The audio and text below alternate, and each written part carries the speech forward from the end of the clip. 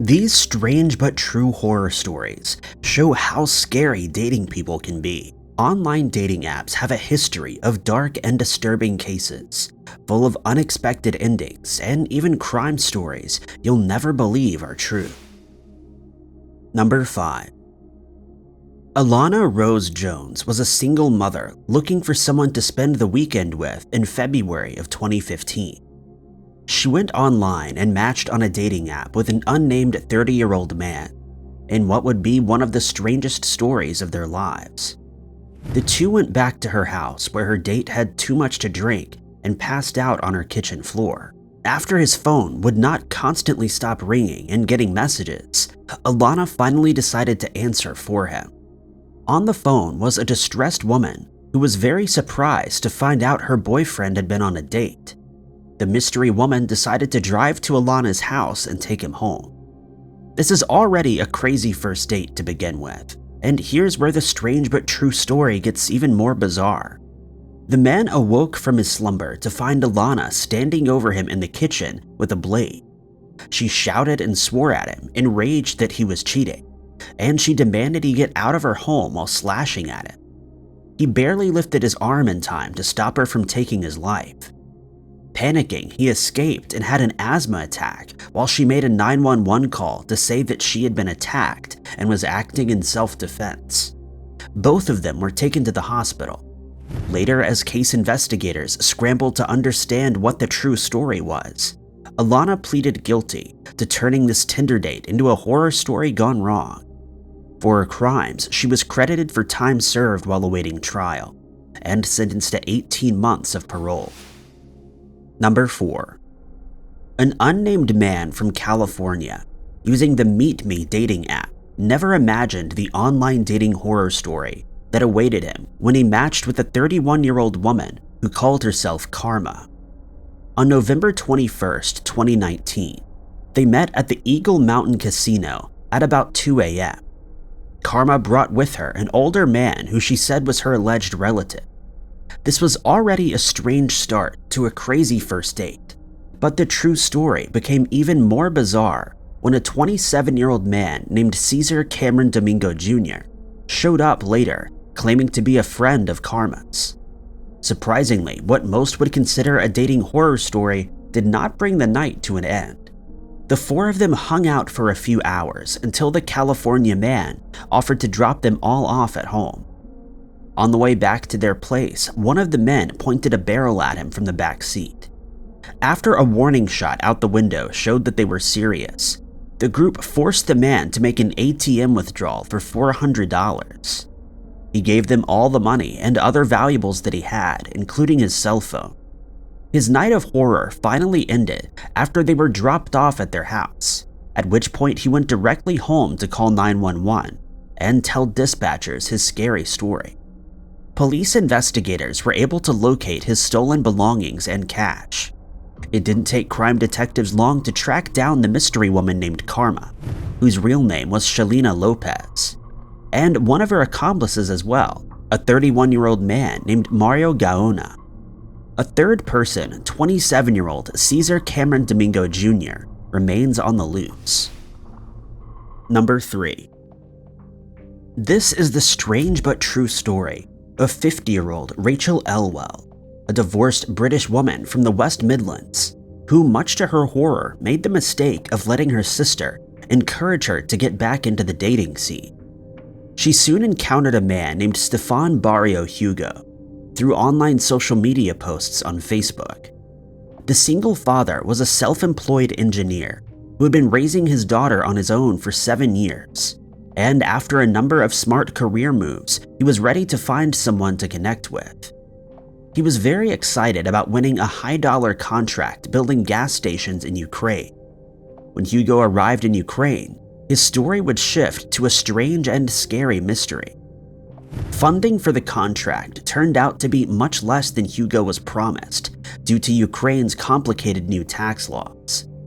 Humiliated, he asked Rachel for any food and taxi money she could spare while he was completing the job. She talked it over with friends and family, who agreed that this could be the true story of someone in need, and so she sent her online love interest a couple $100.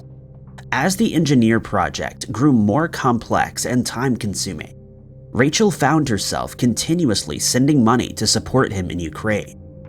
His stories seemed true enough, and when he told her that his daughter would be without a roof over her head if this project failed, she believed him. She kept sending money to the point where she eventually was taking out new loans to keep him financially afloat. When Hugo said that he had borrowed $30,000 from a loan shark, the events surrounding their relationship grew dark and disturbing. Hugo began calling Rachel with stories of being held captive in the dark basement of an unknown location. The horror story he told did not seem true to Rachel at first, until she was shown official letters from the Ukraine government confirming his tax problems were due to a new law that had recently gone into effect. She was convinced this scary story was a final obstacle keeping them apart, and sent over more money so they could eventually meet for their first actual date. Hugo was eventually released by his captors and trying to get home, but one final problem at the airport meant that he needed more money for the flight. At this point, Rachel had spent well over $100,000 on someone she had never met before, and needed to see more evidence to make sure that Hugo's strange story was real and not coming from a criminal. Fearing the worst, she traveled to Hugo's home address listed on the letters she'd been sent. Instead of his daughter and housekeeper, she found a confused family who had no idea who Hugo was. This unexpected ending to the story made it clear to Rachel that Hugo was not real. She now had the true versions of events, but these months had been the darkest moments of her life, and she had incurred significant financial and mental health problems from mistakenly trusting a stranger's word. She decided to go public with her online dating horror story to make sure people knew the real dangers of what criminal investigators call romance scams. Instead of a first date, she fell in love with a man who did not exist and would leave her a different person in return. Number 2. In 2021, an alleged criminal was caught by detectives in one of the strangest ways possible. A Tinder date gone wrong had led to the eventual arrest of a now famous individual named Corey Maurice Brooks. In February of 2021, Brooks had been arrested for allegedly dragging a woman around the house by her hair and taking her cell phone. 4 months later, police responded to a call about a criminal car robbery case, in which Brooks allegedly reversed a stolen vehicle into a police car, and then rammed a tree that a police officer had taken cover behind. Eventually, the criminal fled the scene on foot, and case detectives were still searching for the wanted man. Despite having a warrant out for his arrest, Brooks decided to take to the online dating app Tinder. In August, he matched with an unnamed woman through the app, and she invited him back to her house. When the mystery woman realized he was possibly aggressive, she sent a text message to an ex-boyfriend asking for help. She thought Brooks was a very scary person who was going to take her life. The ex-boyfriend asked police to check on her house and make sure she was okay. When they got no response, a SWAT team was called to the crime scene, and residents were told to stay inside. For a terrifying hour and 15 minutes, the woman remained trapped inside the house with Brooks before she finally managed to escape. Another 45 minutes passed before Brooks allegedly surrendered. As of the making of this video, his criminal case has yet to go to trial. Number 1. July 14, 2016 was when 22-year-old Phil Stevenson and Nicole Graham met on the dating app Tinder. Nicole was taking a trip to the country of Turkey. When she invited Phil, he said yes. Their first date took place at the airport. Nicole said that she felt safe with Phil. The flight went smoothly, and their dating horror story didn't begin until the next day, July 15th. The day after they landed was when Turkey underwent an attempted military revolution. Phil and Nicole were already not getting along when they were suddenly confined to their hotel as fighting closed in from all sides. Flights out of the country were indefinitely put on hold, leaving them effectively stranded. They were stuck in a room and unable to leave. Helicopters buzzing from above to try and keep the enemy away from the high-dollar tourist resort. One helicopter was reportedly struck down, and 2 officers lost their lives outside. Inside of the hotel, the world's worst dating horror story dragged on. Despite their lives being at risk, Nicole reportedly was attempting to be romantic, while Phil just wanted to have some casual fun. He was already freaked out when she tried to feed him food, and further put off when she wanted to go to romantic restaurants like they were a serious couple.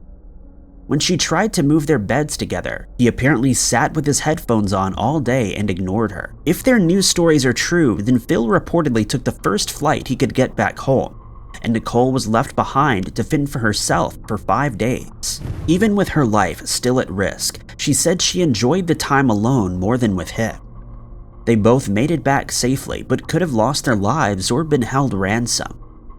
Usually, sharing a scary story is enough to bring people close together, but not in this situation. When somebody escapes the country in the middle of an attempted government overthrow, it's safe to say that this could be the worst horror story in dating app history. Thank you guys so much for watching. If you liked this video, be sure to hit that like button. Also, don't forget to subscribe and click that notification bell to keep up to date with all of our future uploads.